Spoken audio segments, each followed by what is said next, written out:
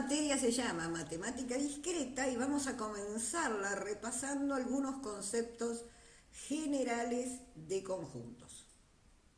Nosotros sabemos que un conjunto es una colección de objetos que se denota con letras mayúsculas de imprenta, que un conjunto se define por sus elementos y que esos elementos se escriben entre llaves. Acá tenemos un ejemplo, las vocales, y además nosotros sabemos cuando un elemento pertenece a un conjunto. Por ejemplo, U pertenece al conjunto A. Acá está, ¿no? Solamente tenemos que buscarla e identificarla. Pero Z no es un elemento de A porque Z no está en A. Hay dos maneras de definir un conjunto. Para empezar, sabemos que hay conjuntos finitos, que tienen un número de elementos finito, y conjuntos infinitos, como ya hemos visto ejemplos como los naturales, los conjuntos de números grandes, ¿no? Ahora, un conjunto se define por extensión cuando nombramos todos sus elementos entre llaves, sin repetirlos y sin que interese el orden. Por extensión, todos sus elementos. Y un conjunto se define por comprensión cuando los elementos se determinan por alguna propiedad específica que los caracteriza. Hay dos conjuntos que son muy importantes, muy característicos, que son el conjunto vacío, que no tiene ningún elemento, y el conjunto universal, que por el contrario tiene todos los elementos. Acá tenemos la notación de los conjuntos de números, conjuntos infinitos, ¿no? Nosotros ya conocemos esta nomenclatura.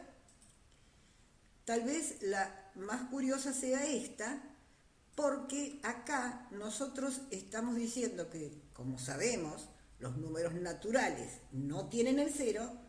Hemos construido este conjunto que agrega el cero a los números naturales. Los demás son todos nombres que nosotros ya hemos trabajado. El concepto de subconjuntos es algo muy importante en esta materia. Vamos a tratar de explicarlo lo mejor posible.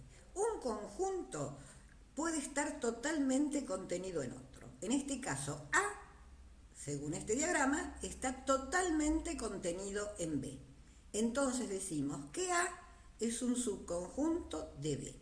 Y en símbolos escribimos esto. Entonces, más formalmente, si todo elemento de A es un elemento de B, entonces A es subconjunto de B. Acá tenemos un ejemplo. B son las vocales y A son las letras A y E.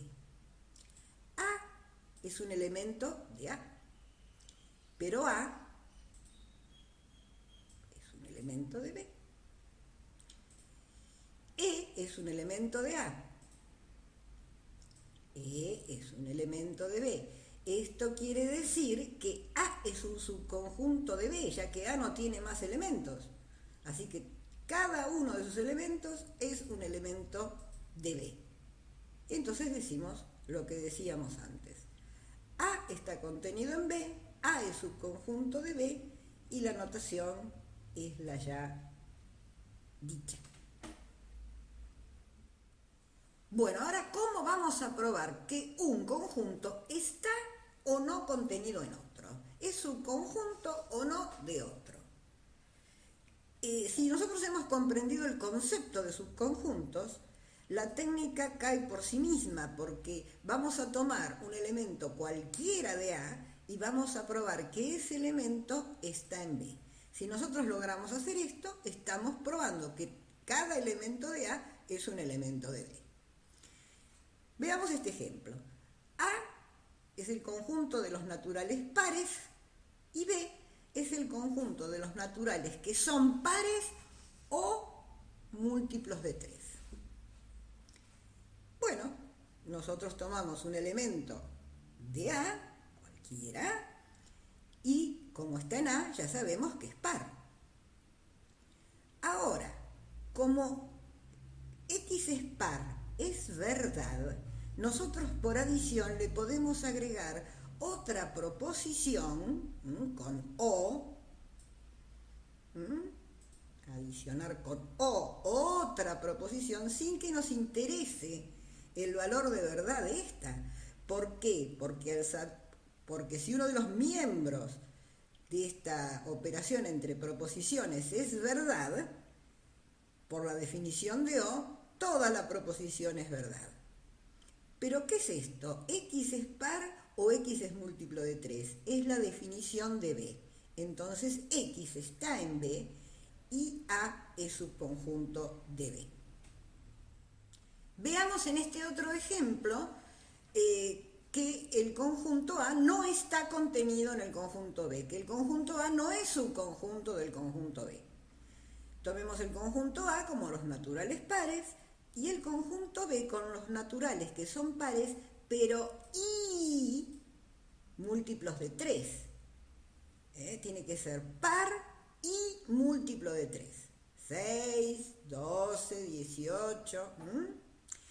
Pero rápidamente nos damos cuenta nosotros que 2 es un elemento de A porque es un natural par, pero 2 no es un elemento de B porque solo cumple esta condición, y cuando trabajamos con I, ambas proposiciones que integran la proposición total tienen que ser verdaderas, y en este caso no se cumple.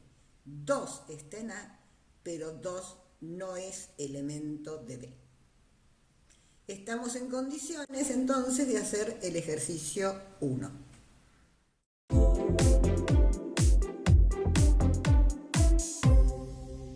El ejercicio 1 del trabajo práctico 1 nos pide que en cada caso donde nos dan un conjunto universal, tenemos que probar que las proposiciones dadas son falsas.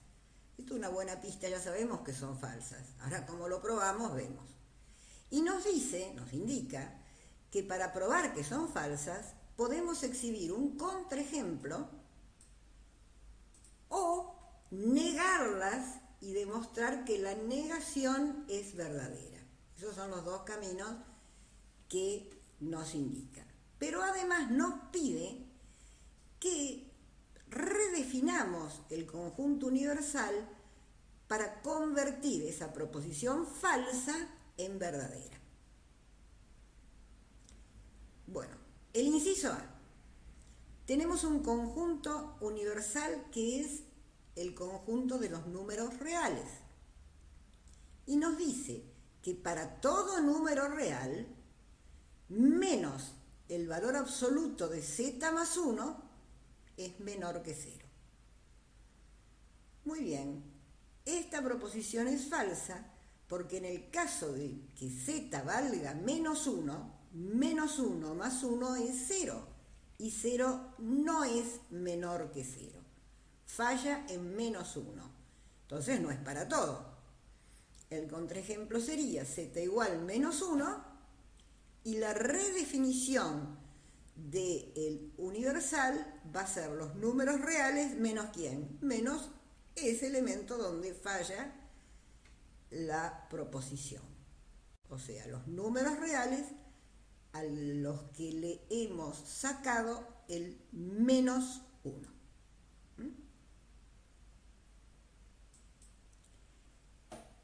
El inciso C nos dice que el conjunto universal otra vez es R.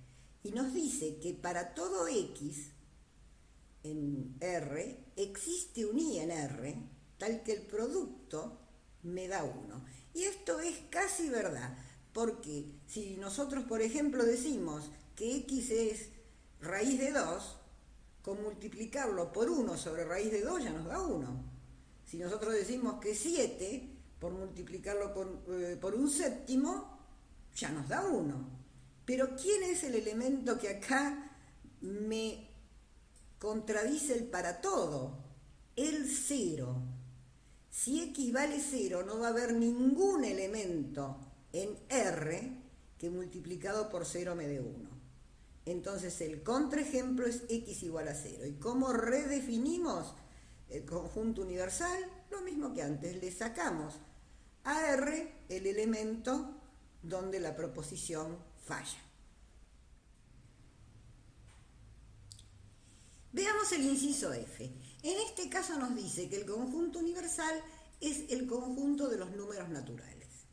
Y nos dice que para todo natural X, para todo natural Y, va a existir un natural Z que cumpla que este cociente es igual a 1. Bien, mirar este cociente a lo mejor lo podemos escribir de una forma más fácil. Nosotros sabemos que Y menos Z no es 0 porque este cociente da 1. Entonces podemos multiplicar ambos miembros por Y menos Z y nos queda que X es igual a Y menos Z. Podemos restar ambos miembros Y y nos va a quedar que X menos Y es igual a menos Z. Pero ¿qué pasa si X es mayor o igual que Y? Esta diferencia nos va a dar positivo. Pero Z es un número natural. Con un menos adelante nos da un número negativo. Ya tenemos la idea del contraejemplo, ¿no? Si nosotros tomamos, por ejemplo, que X es 5 e Y es 3, o sea, X es mayor o igual que Y, ya vemos que es falso, porque 5 menos 3 es 2, y no hay ningún natural que pueda yo reemplazar aquí y que me mate este menos, ¿no es cierto? Que me elimine este menos. Entonces ya vimos que para todo X y para todo Y no existe ese Z que nosotros estamos buscando. ¿Cómo redefinimos? Y bueno, vamos a tener que decir que el conjunto universal es el conjunto de los enteros, porque en ese caso sí nosotros podríamos reemplazar Z sin preocuparnos del signo, porque si Z, por ejemplo, en este caso vale menos 2, bueno, menos 2 es 2. Veamos ahora la igualdad de conjuntos. ¿Dos conjuntos son iguales? Sí, solamente si A es subconjunto de B y B es subconjunto de A. Pero como nosotros estudiamos ya subconjuntos, sabemos que si A es subconjunto de B, todos los elementos de A son elementos de B. Pero si se da el caso, además, que B es subconjunto de A, todos los elementos de B son elementos de A. Pero si todos los elementos de A son de B y todos los de B son de A, entonces son iguales. Este es un sí, solo sí, y ya nos está indicando una técnica para demostrar la igualdad de conjuntos. Algunas cosas que pueden ser interesantes es que vacío es un subconjunto de todos los conjuntos y que hay que tener muy en cuenta que el elemento X es diferente del conjunto X. El elemento X pertenece a un conjunto y el conjunto cuyo único elemento es X está contenido en el conjunto. Acá está la diferencia entre pertenece y contenido. Una cosa es un elemento y otra cosa es un conjunto. Bueno, veamos operaciones con conjuntos. Esto nosotros ya lo hemos visto, vamos a hacer un pequeño repaso. Sabemos nosotros que las definiciones de los conjuntos que generan esas operaciones están relacionadas con las operaciones entre proposiciones. Por ejemplo, el complemento. A complemento son los elementos del universal que no están en A. Y acá estamos utilizando no. La intersección de A con B son los elementos que están en A y que están en B. X está en A y X está en B. La unión de A con B son los elementos que están en A o que están en B. ¿Esto qué quiere decir? Que si yo tengo un elemento en A que no está en B, está en la unión. Lo mismo para B. Si yo tengo un elemento en B que no está en A, está en la unión. Bueno, y con mayor razón si están en A y en B, ¿no? La operación diferencia A menos B. Son todos los elementos de A que no están en B. Están en A y no están en B. Lo podemos escribir también como A intersección B complemento. Y la diferencia simétrica es la unión de A con B menos A intersección B. Quiere decir que están en la unión, pero no están en la intersección.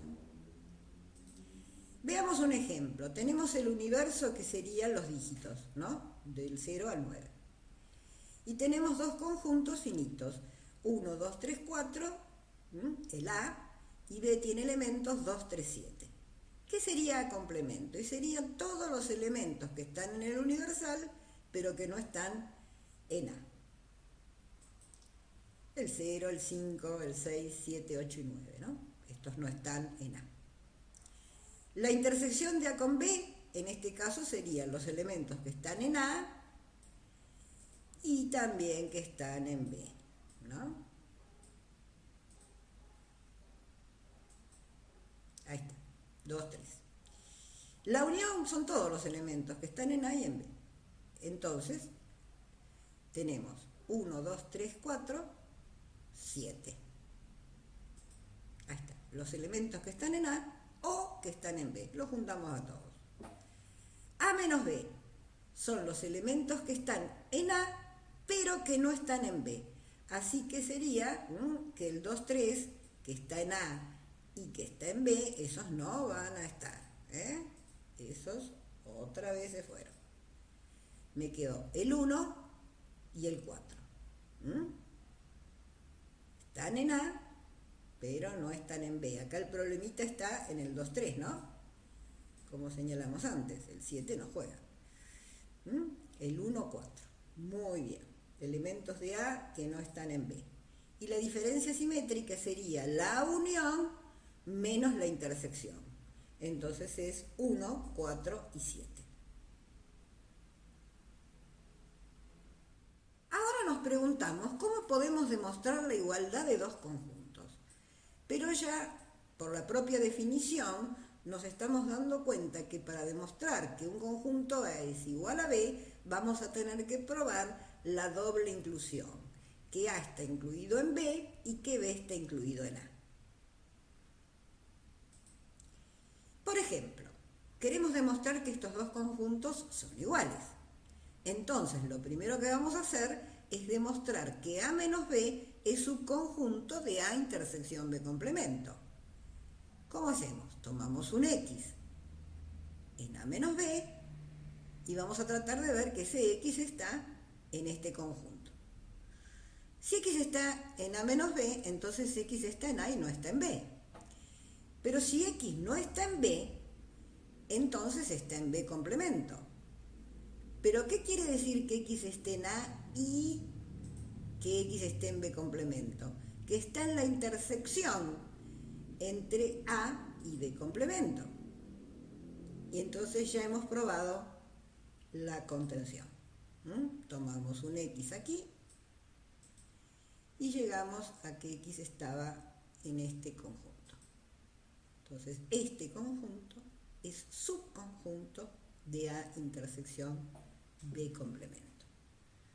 Pero ahora también tenemos que probar al revés. Tenemos que probar que la intersección de A con B complemento está contenido en A menos B.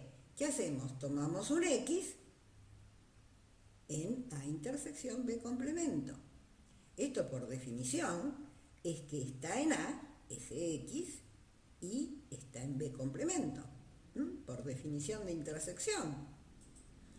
Entonces, si X está en A y está en B complemento, por definición de complemento no está en B. Pero si X está en A y no está en B, está en A menos B. O sea, hemos tomado un elemento de este conjunto y hemos probado que era un elemento del otro. Por lo tanto, probamos que este conjunto está contenido en este. Ahora, como hemos probado la doble contención, entonces los conjuntos son iguales. Existen otras técnicas para demostrar igualdad de conjuntos. Por ejemplo, una es desarrollar el primer miembro de la igualdad y llegar al segundo miembro. O, más o menos lo mismo, desarrollar ambos miembros por separado y llegar al mismo resultado. Si los segundos miembros son iguales, los primeros también lo son. Y así se demuestran las igualdades entre conjuntos también. Veamos, por ejemplo, este ejemplo. La diferencia simétrica unión la intersección de A con B es igual a la unión de A con B. Entonces, vamos a partir del primer miembro. Por definición de diferencia simétrica, reemplazamos el azul por estos dos términos. ¿Está bien? Ahora, asociamos. Vamos a asociar este segundo con este. ¿Por qué nos conviene asociar? Porque nos conviene sacar B como factor común, digamos. Por la ley distributiva nosotros podemos sacar B tanto de este término como de este. Entonces, ¿qué nos queda? A intersección B complemento, que lo venimos arrastrando. Unión B intersección A complemento unión A. ¿Qué es A complemento unión A? Es el universo. Pero B intersección el universo es B. Por la ley de inversos. Ahora podemos aplicar la distributiva otra vez. A unión B intersección B complemento unión B. Pero otra vez B complemento unión B es el universo. Entonces, A unión B intersección el universo es A unión B. O sea, hemos llegado al segundo miembro aplicando leyes y propiedades. Por lo tanto, son iguales.